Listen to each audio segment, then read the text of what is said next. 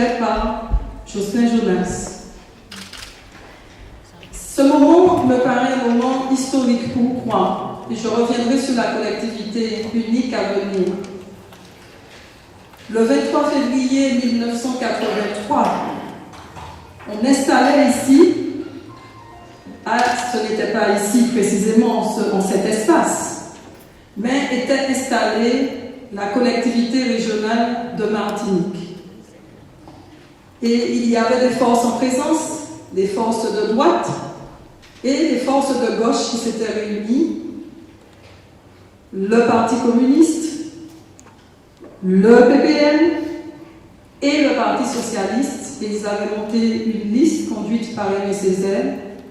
En face, il y avait Michel Renard et la droite martiniquaise. Et cette coalition, on va dire, cet ensemble, ce groupe politique réuni, eh bien, ils installaient la première région, la première collectivité régionale de Martinique. Et à l'intérieur de ce groupe, il y avait pour représenter le Parti communiste, M. Armand Nicolas. Donc c'est en ce sens que je dis que ce moment est symbolique, puisque cette année marque la disparition de cette collectivité. Il y a un autre moment qui me paraît aussi très important, l'apport de M. Nicolas, parce que nous savons que vous vous êtes battu en dehors de tout ce que vous avez fait. Je laisserai de côté l'historien, mais je ne m'arrête ce soir que sur le politique, puisque d'autres feront le travail de présentation et d'hommage rendu à votre travail d'historien.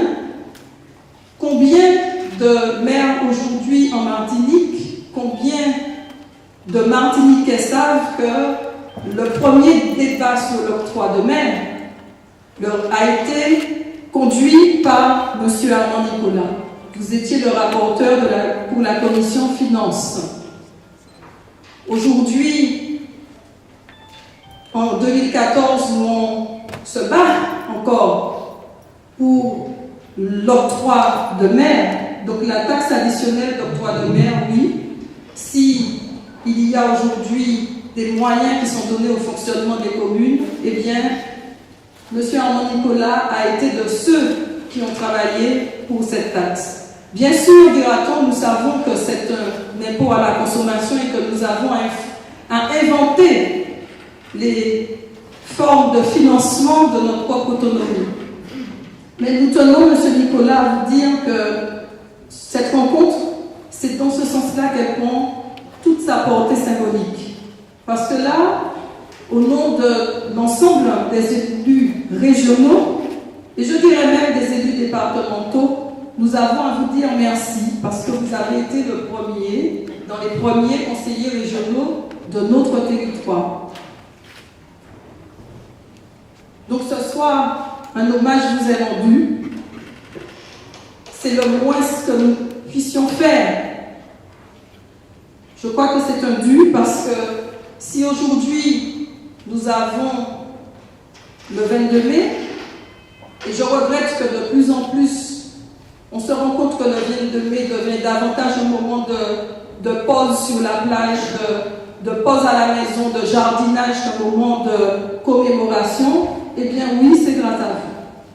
C'est grâce à vous parce que, comme une fourmi, il était très difficile d'aborder la question du 22 mai. Et j'ai quand même le souvenir, étant petite, que même quand certains jouaient du tambour, le 22 mai, j'ai eu l'occasion de voir ça au Diamant, je vois le maire du Diamant, Gilbert Eustache, mais on était dans la cantine, il y avait des militants et des gendarmes. Et j'étais plus petite sur mon frère et puis nous des couilles. Parce que les gendarmes, on appelait les gendarmes pour le 22 mai. Mais grâce à vous, vous avez réhabilité cette date et tout ce qu'il y a autour des commémorations liées aux traites négrières. Donc je ne serai pas plus longue, mais pour vous dire toute mon émotion, que mon content, je suis très heureuse et j'ai tenu à ce que mon fils soit là parce que je lui dis, à chaque fois je lui dis, tu sais, il faut que tu connaisses les grands hommes de ton pays. Même si tu as 8 ans, tu comprendras après.